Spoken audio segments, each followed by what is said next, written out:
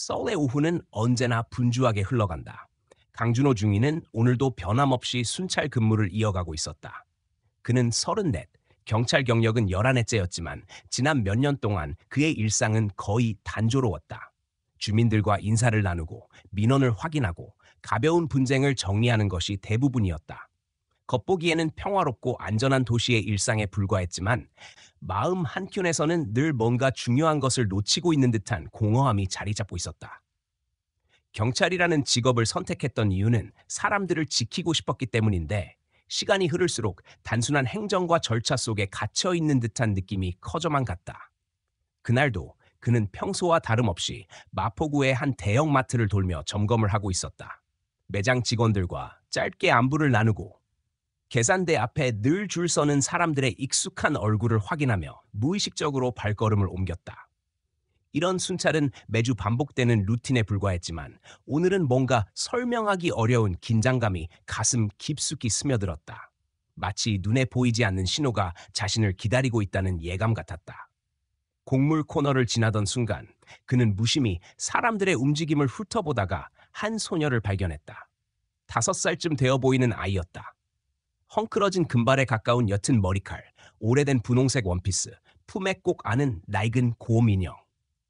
보통이라면 시선을 오래 붙잡지 않았을 장면이었지만 아이의 눈빛은 무언가 달랐다. 그 옆에는 문신이 팔을 뒤덮은 중년의 남자가 있었다. 남자는 무표정한 얼굴로 상품을 살펴보고 있었고 표면적으로는 평범한 소비자의 모습이었다. 그러나 준호는 아이의 손끝에서 미묘한 움직임을 포착했다. 그것은 단순한 장난이 아니었다. 손바닥을 내보이고 엄지를 접어넣은 뒤 나머지 손가락을 감아내리는 신호. 최근 경찰청 교육에서 배운 아동 비밀 구조 신호였다. 직접적인 말이나 소리를 내지 못할 때 아이들이 위험을 알리기 위해 사용하는 수단. 강준호의 가슴이 순간적으로 두드러졌다. 오랜만에 몸 전체를 관통하는 직감이 깨어났다. 아이의 눈빛은 두려움보다는 간절한 호소에 가까웠다. 울음을 삼킨 듯한 공허함 속에서도 누군가 자신을 알아주기를 기다리는 빛. 곁에 있는 자는 아무것도 눈치채지 못한 듯 태연했지만 아이의 작은 움직임 하나는 준호에게 너무나 명확하게 다가왔다. 이건 도움을 요청하는 신호였다. 경찰 생활 동안 수없이 들어왔던 규칙과 절차가 머릿속을 스쳤다. 증거가 없는 상황에서 성급히 개입하는 것은 위험하다. 하지만 동시에 그는 지난날의 기억을 떠올렸다. 초년 시절, 그가 아직 순경이었을 때 우연히 노인을 도와주었던 경험. 지갑을 도둑맞고 절망에 빠진 노인을 위해 끝까지 추격해 지갑을 되찾아 주었을 때 그 노인이 했던 말이 지금도 귓가에 맴돌았다. 세상에는 옳은 것을 끝까지 쫓는 사람이 더 필요하다. 그 말은 그를 경찰의 길로 이끌었고 오늘 이 순간 다시금 되살아났다. 마트 안은 여전히 평화로워 보였지만 준호의 내면은 급격히 소용돌이쳤다. 혹시 자신이 잘못 본 것은 아닐까? 아이가 단순히 장난을 친 것은 아닐까? 남자가 단순한 보호자인데 괜한 의심을 하고 있는 건 아닐까? 그러나 다시금 스스로에게 물었다.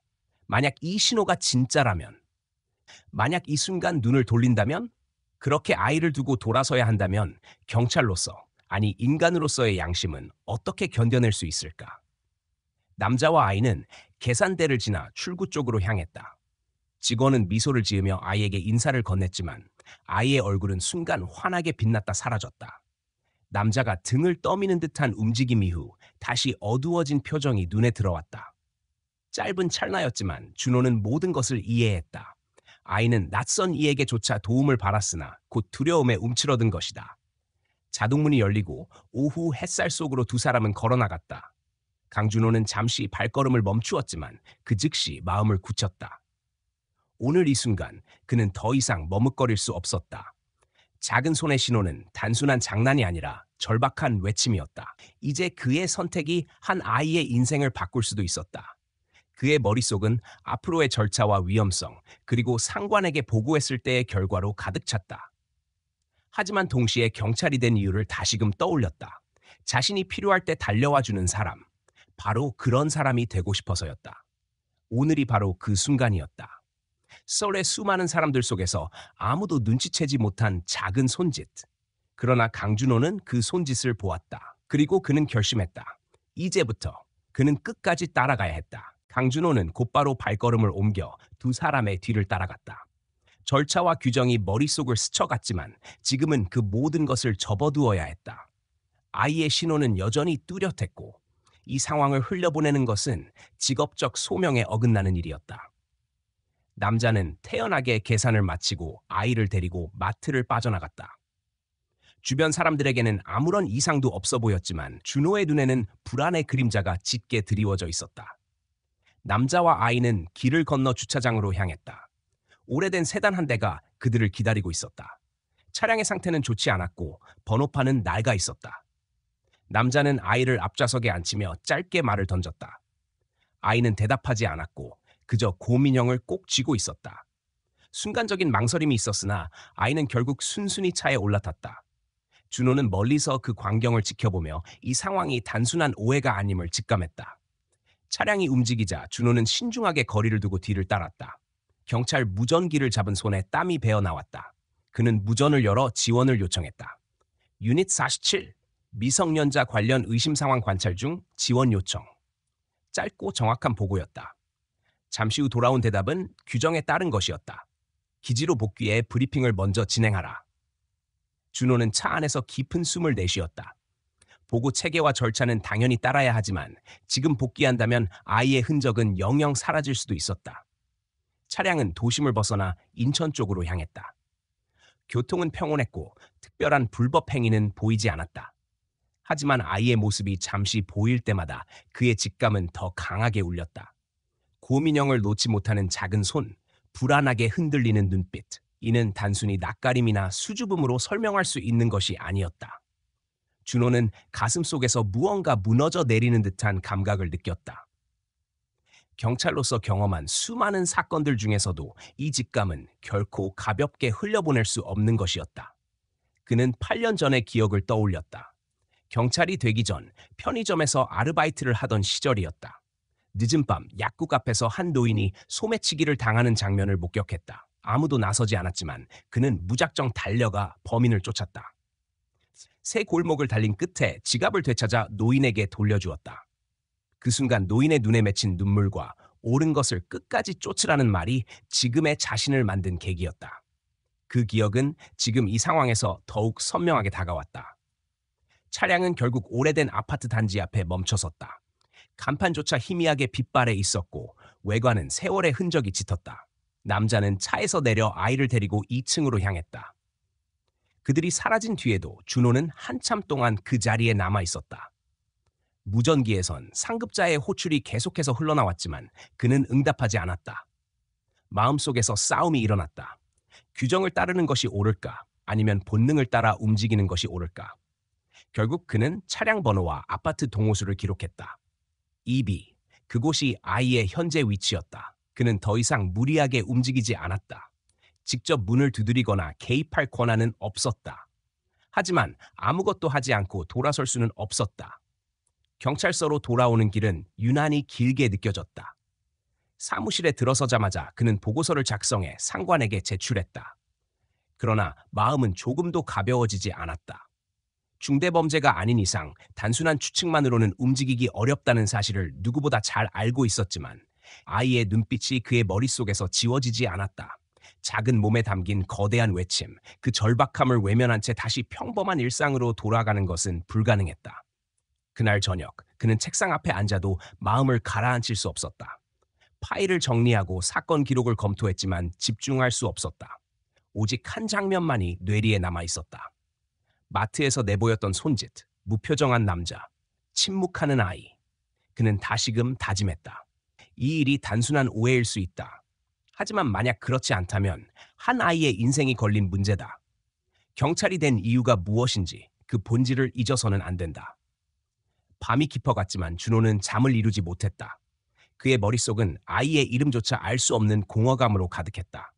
내일이 되면 모든 게 명확해질까? 아니면 더 모호해질까? 불확실함 속에서도 그는 단 하나만은 확실히 알았다. 자신은 이미 선택을 마쳤다. 아이가 보낸 신호를 놓치지 않았고 이제 그 신호에 응답해야 한다는 것을. 이제 그의 길은 뚜렷했다. 모든 위험과 불확실성을 감수하더라도 그는 끝까지 추적해야 했다. 그것이 경찰로서의 의무이자 인간으로서의 양심이었다. 강준호는 아파트 단지에서 돌아온 직후에도 마음이 복잡했다. 이미 상부에서는 그에게 보고 후 복귀를 지시했지만 그는 끝까지 따라가지 못한 자신을 탓하며 자책에 빠졌다. 하지만 동시에 확신이 들었다. 아이가 보낸 신호는 분명했다. 단순한 오해라면 다행이지만 만약 그렇지 않다면 한 생명이 걸린 문제였다.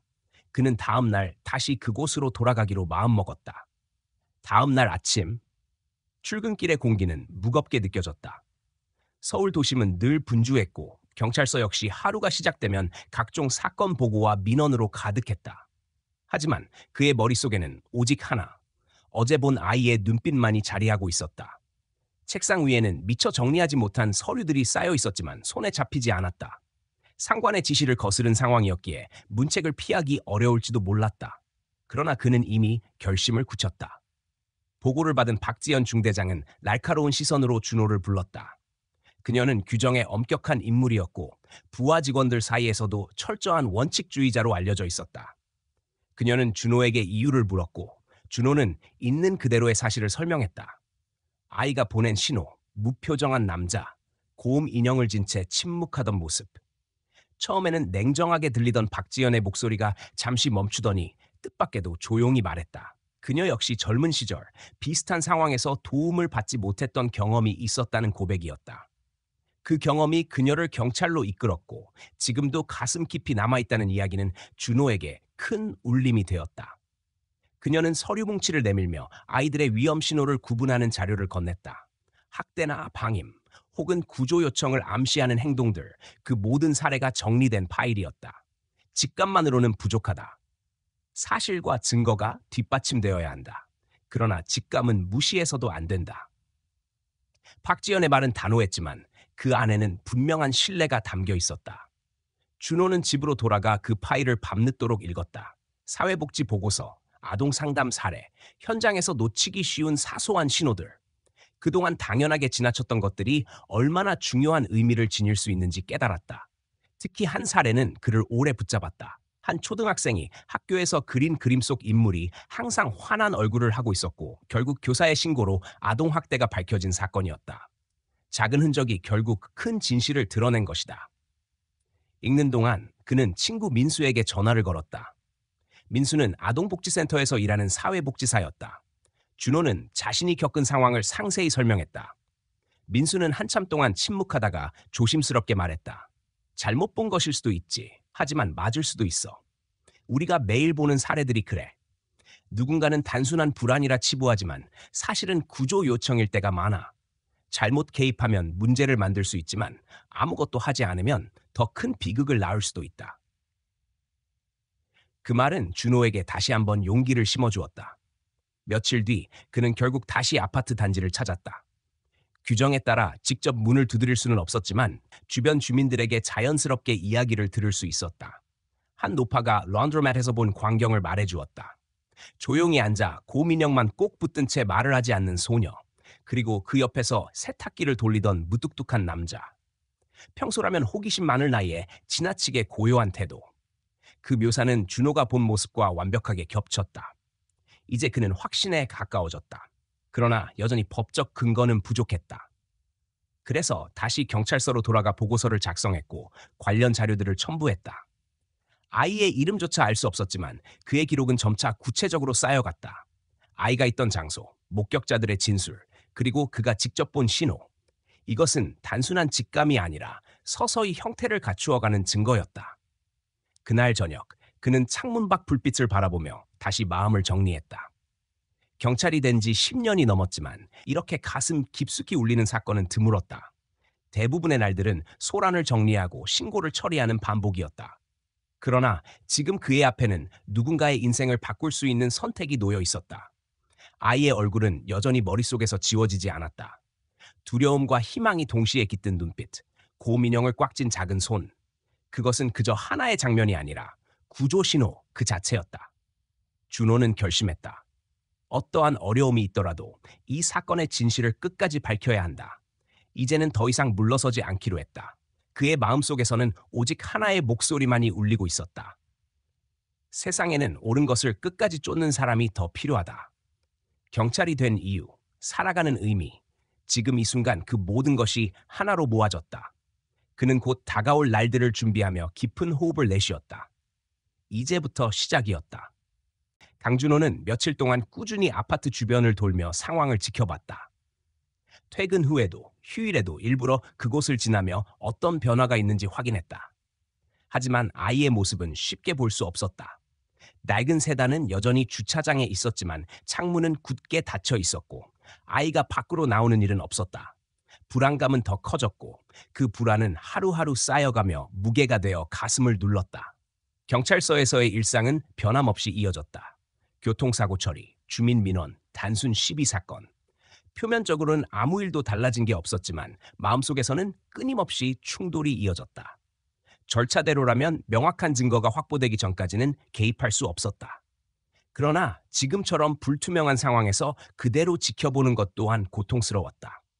상부에 추가 보고를 올리면 단순한 의심으로 치부될 가능성이 높았다. 하지만 그는 물러서지 않았다. 이미 선택한 길이었고 더 이상 후퇴할 수는 없었다. 어느 날 저녁 다시 아파트 근처를 돌던 중 동네 상가에서 두 명의 주민이 나누는 대화를 들었다. 세탁소를 운영하는 노부부였는데 그들은 최근 낯선 남자와 어린 소녀가 런드로매트를 이용했다고 말했다. 소녀는 1시간 동안 한마디도 하지 않았고 낡은 곰 인형만 끌어안고 있었다는 설명이었다. 노부부는 아이의 나이에 비해 지나치게 조용하다고 느꼈다며 고개를 저었다. 그 증언은 준호가 이미 마음속에 쌓아둔 확신을 더 강하게 만들었다. 다음 날 그는 다시 상부에 보고서를 올렸다. 이번에는 단순히 직감에 의존하지 않았다. 주민들의 증언, 런드로멜에서의 목격 내용, 그리고 자신이 직접 확인한 아파트 차량 정보를 구체적으로 기록했다. 아직 결정적인 증거는 아니었지만 더 이상 무시하기 어려운 정황들이 모여 있었다.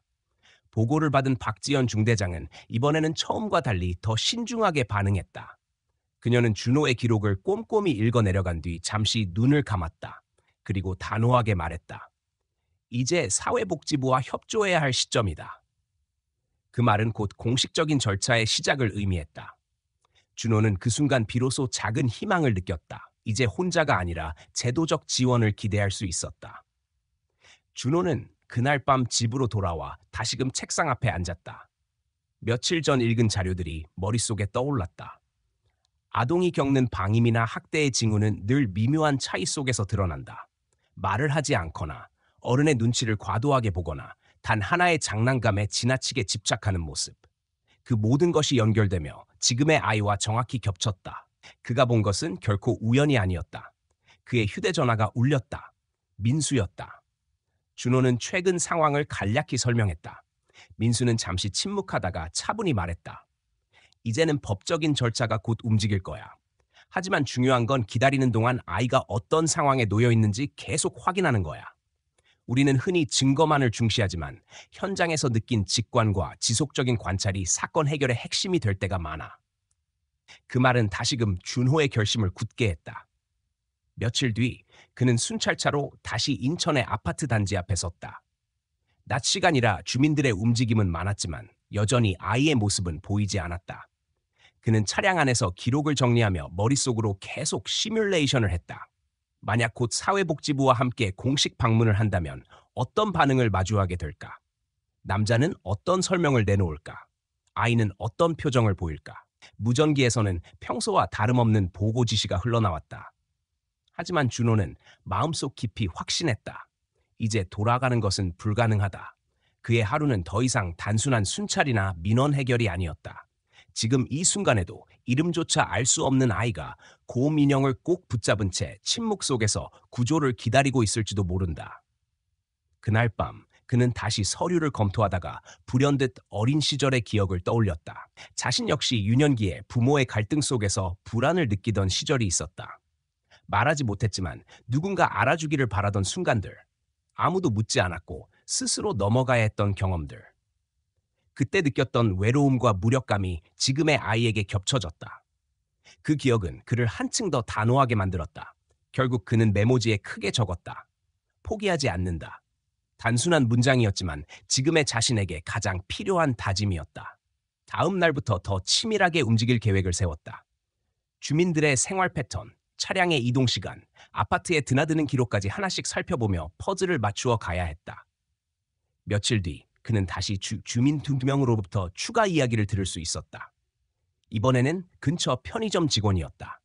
남자와 아이가 가끔 음료나 간단한 음식을 사러 오는데 아이는 여전히 말이 없고 항상 같은 고음 인형을 안고 있었다는 이야기였다. 편의점 직원은 아이치고는 너무 조용하다고 덧붙였다.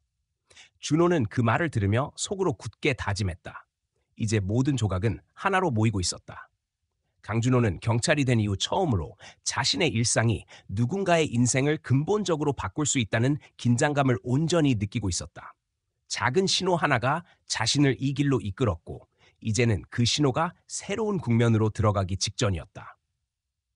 그는 마음속으로 다시 되뇌었다. 세상에는 옳은 것을 끝까지 쫓는 사람이 더 필요하다. 그 문장이 이제 단순한 기억이 아니라 현실에서 행동으로 이어져야 할 사명으로 다가오고 있었다. 며칠 뒤 경찰서 회의실에는 낯선 인물이 앉아 있었다. 사회복지국 아동보호팀의 윤혜진 팀장이었다. 박지연 중대장은 강준호를 불러 그녀와 마주 앉게 했다. 그 순간 분위기는 전보다 훨씬 무거워졌다. 단순한 의심에서 시작된 일이 이제는 공식적인 아동보호 절차로 이어지고 있었다. 윤혜진은 수년간 아동학대와 방임 사건을 담당해온 전문가였고 그녀의 눈빛은 단호하면서도 따뜻했다. 박지연은 지금까지의 정황을 설명했고 준호가 작성한 보고서를 윤혜진에게 건넸다. 윤혜진은 꼼꼼히 내용을 살펴본 뒤 고개를 들었다. 그녀는 아이의 존재가 행정기록 어디에도 남아있지 않다는 사실을 확인했다고 했다. 주민등록, 의료기록, 학교 입학 대기 명단 어디에도 이름이 없었다. 이 말은 곧 법적으로 보호받을 수 없는 상태라는 뜻이었다. 준호는 숨이 막히는 듯한 감각을 느꼈다. 눈앞에서 본 아이가 사회적으로는 존재하지 않는 아이일 수도 있다는 사실이 믿기지 않았다. 윤혜진은 차분히 설명을 이어갔다. 만약 아이가 법적 보호자의 동의 없이 다른 성인에게 맡겨져 있다면 그것만으로도 이미 큰 위험 요인이 될 수 있다는 것이었다. 친모가 사정상 맡겼다 해도 명확한 서류나 위임 절차가 없다면 아이의 안전은 언제든 위협받을 수 있었다. 그녀는 아동보호법에 따라 정식 복지 점검을 요청할 수 있다고 덧붙였다. 준호는 그 말을 듣는 순간 비로소 구체적인 길이 열렸음을 실감했다. 회의가 끝난 후 그는 다시 책상 앞에 앉아 자신의 노트를 펼쳤다. 마트에서 처음 본 순간부터 지금까지의 흐름을 날짜별로 정리했다. 신호를 보낸 순간, 아파트 앞에서의 주차 기록, 런드로마트에서의 목격담, 편의점 직원의 진술까지 하나하나 정리하며 스스로 되짚었다. 단순한 의심이 아닌 점점 더 무게를 가진 사건으로 발전하고 있음을 확인할 수 있었다. 그날 저녁, 그는 다시 민수와 통화를 했다. 상황이 공식 절차로 넘어가고 있다는 소식을 전하자 민수는 안도의 한숨을 내쉬었다. 그러나 곧 차분하게 조언을 건넸다. 이제부터는 더 조심해야 해. 아이를 보호하는 게 최우선이지만 동시에 그 과정에서 아이가 불필요한 충격을 받지 않도록 신중히 접근해야 해. 아동보호는 단순히 구조가 아니라 이후의 삶까지 이어져야 하니까. 그 말은 준호의 마음속에 깊게 새겨졌다. 며칠 후 윤혜진은 다시 경찰서를 찾아와 박지연과 준호에게 구체적인 계획을 설명했다. 정식 복지 점검을 통해 해당 남성에게 법적 위임 서류를 확인할 것이며 동시에 아이의 상태를 직접 확인할 수 있도록 요구할 예정이었다. 만약 서류가 없거나 아이의 안전에 의문이 생기면 즉시 임시보호 조치가 가능했다. 이는 아이의 삶에 중대한 변화를 가져올 수 있는 절차였다. 준호는 긴장과 기대 속에서 밤을 보냈다. 아이의 이름조차 제대로 알 수 없는 상황에서 드디어 직접 확인할 수 있는 기회가 오고 있었다. 그러나 동시에 두려움도 컸다. 만약 남자가 완강히 거부하거나 상황이 예상보다 복잡하다면 어떻게 될까? 무엇보다도 아이가 그 과정을 어떻게 받아들일지가 가장 걱정스러웠다. 그는 잠을 이루지 못한 채 밤새도록 책상 위의 자료들을 다시 펼쳤다. 학대 아동이 보이는 심리적 특징, 낯선 성인에게 보이는 경계 반응, 한 가지 물건에 과도하게 의존하는 행동 패턴, 고음 인형을 꼭 쥐던 아이의 모습이 하나하나 그 항목들과 겹쳐졌다. 그 작은 인형은 단순한 장난감이 아니라 두려움 속에서 유일하게 붙잡을 수 있는 안전망이었다. 다음 날 아침 경찰서에서 다시 만난 윤혜진은 냉철한 목소리로 말했다. 오늘은 단순한 방문이 아니라 기록에 남는 공식 복지 점검입니다. 우리 모두 감정을 앞세우기보다 절차에 충실해야 합니다. 준호는 고개를 끄덕였지만 마음 한편에서는 복잡한 감정이 차올랐다. 그는 경찰이라는 직업의 무게와 동시에 인간으로서 느끼는 연민을 분리하기가 쉽지 않았다. 그날 오후 세 사람은 아파트 단지를 향했다. 이동하는 차 안에서 박지연은 짧게 말했다. 이제부턴 네가 직접 관찰하는 눈이 더 중요하다. 사회복지사는 절차를 밟고 나는 규정을 지킨다. 하지만 현장의 직감은 내 몫이다.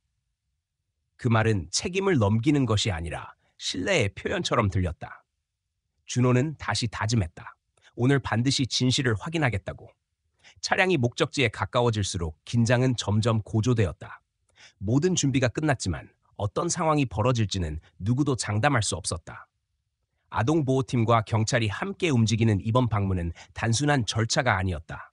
한 아이의 미래가 걸린 중대한 순간이었다. 강준호는 창밖을 바라보며 조용히 손을 움켜쥐었다. 지금까지의 모든 망설임과 불안을 뒤로하고 오늘은 반드시 직감과 증거를 모두 확인해야 했다. 이 순간을 위해 지난 며칠 동안 쌓아온 기록과 다짐이 있었다.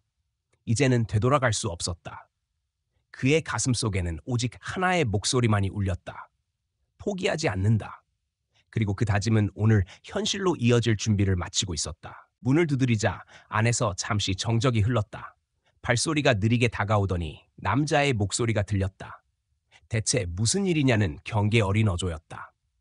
윤혜진은 차분한 목소리로 자신이 아동보호 전문기관 소속임을 밝히고 정기적인 점검차 방문했음을 알렸다. 문은 한참 동안 열리지 않았다. 답변이 길어질수록 내부의 긴장도 고스란히 전해졌다. 마침내 문이 조금 열렸고 낯익이 근 얼굴이 나타났다. 며칠 전 마트와 아파트 앞에서 봤던 바로 그 남자였다. 그의 이름은 최대성이라고 소개되었다. 그는 손님 대하듯 공손한 태도를 보였지만 몸은 문을 반쯤 가린 채 안으로 들어오는 시선을 차단하고 있었다. 윤혜진은 규정대로 가볍게 안부를 묻고 최근 생활에 불편한 점은 없는지 확인했다. 대성은 잠시 머뭇거리다가 아이를 대신 돌보고 있다고 말했다. 아이의 엄마가 사정상 지방으로 내려가 있어 잠시 맡고 있다는 설명이었다. 그러나 목소리와 시선에는 분명한 흔들림이 있었다. 박지연은 덧붙여 이웃에서 아이를 본 적이 있다는 이야기를 전하며 아이가 건강하게 지내는지 확인하는 것이 목적이라고 강조했다. 대성은 여전히 문을 넓게 열지 않았고 집안 내부는 잘 보이지 않았다. 잠시 뒤 그는 아이의 이름을 어렵사리 말했다. 하은이라는 짧은 답이었다. 보호자가 언제 돌아올 것인지 묻자 그는 곧 돌아올 것이라며 구체적인 시점은 밝히지 못했다.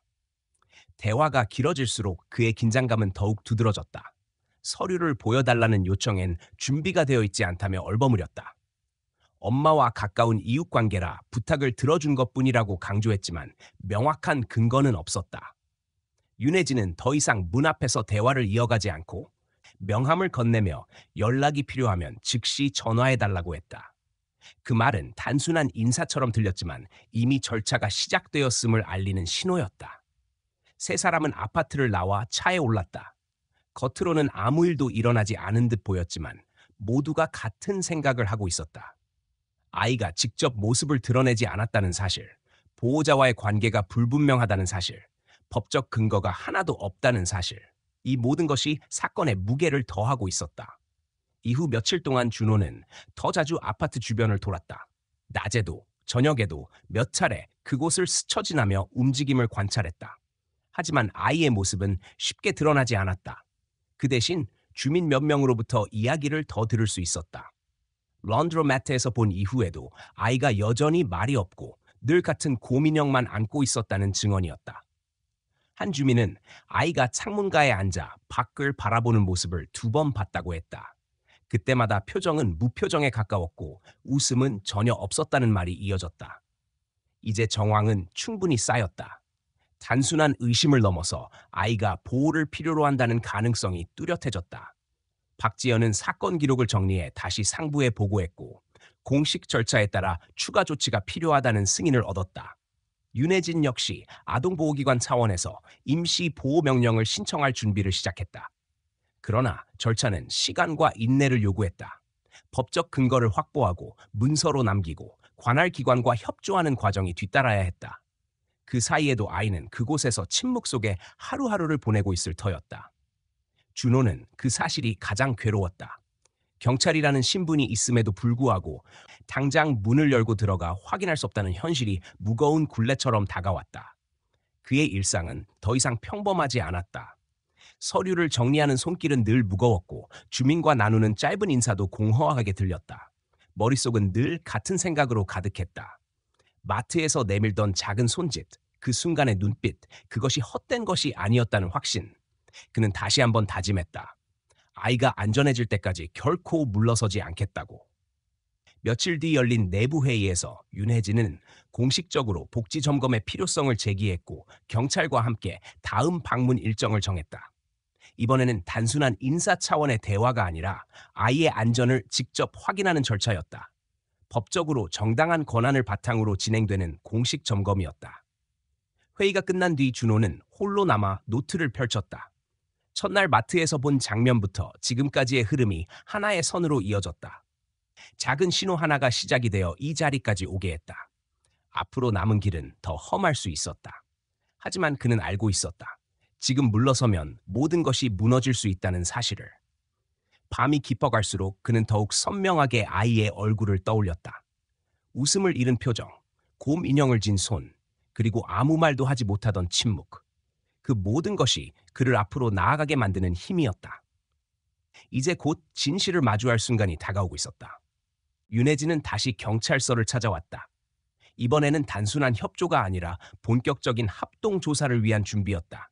그녀는 두꺼운 서류철을 들고 와 아이의 신원조회 결과를 설명했다. 주민등록, 의료기록, 교육청 자료, 어디에도 하은이라는 이름은 존재하지 않았다. 행정적으로 보이지 않는 아이, 곧 제도적 보호를 전혀 받지 못하는 상태였다. 강준호는 그 말을 들으며 심장이 내려앉는 기분을 느꼈다. 눈앞에서 본 아이가 사회적으로는 존재하지 않는다는 사실이 너무 충격적이었다. 윤혜진은 절차를 설명했다. 아이의 법적 보호자 여부를 확인하고 위임 문서나 친권 관련 자료가 없다면 임시 보호를 신청할 수 있었다. 이 과정은 경찰과 아동보호기관이 함께 진행해야 했고 강제 개입을 위한 근거가 충분히 마련되어야 했다. 박지연은 곧장 일정 조율에 들어갔고 합동 방문 날짜가 정해졌다. 이번에는 단순한 확인이 아닌 법적 권한을 동반한 공식 점검이었다. 준호는 회의가 끝난 후 잠시 홀로 남았다. 책상 위에 쌓여있는 자료들을 한 장씩 넘기며 마음을 다잡았다. 마트에서의 첫 순간, 아파트 단지에서 본 장면, 런드로말에서의 증언, 편의점 직원의 이야기, 모든 조각이 하나의 큰 그림을 이루고 있었다. 더 이상 물러설 수 없었다. 아이의 안전을 직접 확인해야 했다. 합동 방문 당일, 세 사람은 함께 아파트로 향했다. 문을 두드리자 안에서 여전히 망설임이 느껴졌다. 대성은 이번에도 쉽게 문을 열지 않았다. 윤혜진은 법적 권한을 분명히 밝히며 아이의 상태를 직접 확인해야 한다고 요구했다. 잠시 침묵이 흐른 뒤 문이 조금 더 열리고 마침내 아이가 모습을 드러냈다. 하은은 낡은 곰 인형을 안은 채 조용히 서 있었다. 눈빛은 여전히 경계심으로 가득했지만 동시에 무언가 간절히 말하고 있는 듯했다. 윤혜진은 부드러운 어조로 이름을 불렀고 하은은 작은 목소리로 대답했다. 준호는 그 순간 처음으로 아이의 목소리를 들었다. 너무 작아서 금세 사라질 듯한 소리였지만 분명 존재하는 목소리였다. 아이의 대답은 간단했지만 의미는 컸다. 엄마가 집을 떠났고 언제 돌아올지 모른다는 사실이 드러났다. 대성은 여전히 자신이 단순히 부탁을 받고 돌보고 있을 뿐이라며 변명했지만 구체적인 서류나 근거는 없었다. 보호자와의 연락 여부를 묻자 일주일 전에 한 차례 전화가 왔다는 답변이 전부였다. 윤혜진은 차분하게 상황을 정리하며 아이의 안전을 보장하기 위해 임시 보호 조치를 진행해야 한다고 통보했다. 그 순간 하은은 곰 인형을 더 세게 안았다. 눈물이 맺혔지만 끝까지 울음을 터뜨리지는 않았다. 작은 어깨에 쌓인 불안이 얼마나 오래된 것인지 준호는 그저 가슴이 먹먹해졌다. 대성은 난처한 표정을 지었지만 더 이상 반박하지 않았다. 그는 처음부터 준비되지 않은 사람이었다. 책임을 질 수 있는 보호자가 아니었고 아이를 지켜낼 수 있는 기반도 없었다.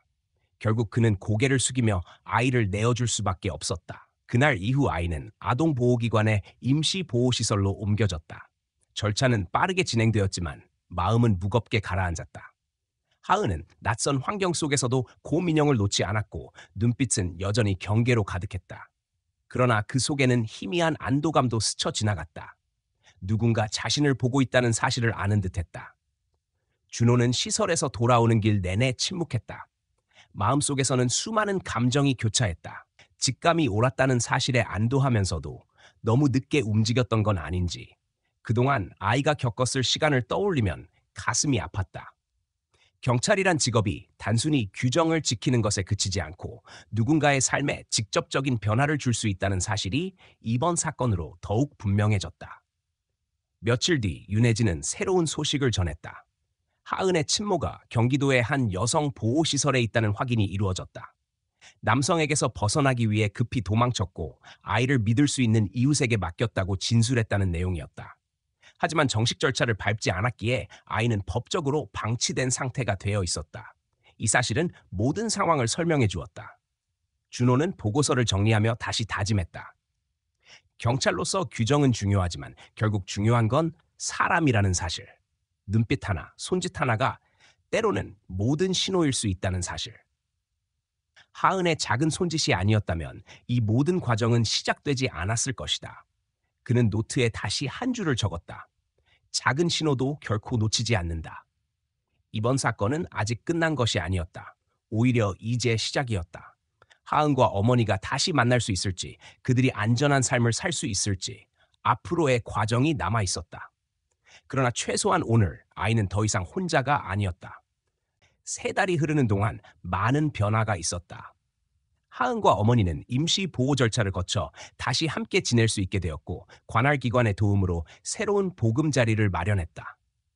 오래된 아파트를 벗어나 비교적 안전하고 관리가 잘 되는 건물로 이사했고 사회복지 프로그램과 지역 지원을 통해 생활의 기반을 조금씩 다져갔다.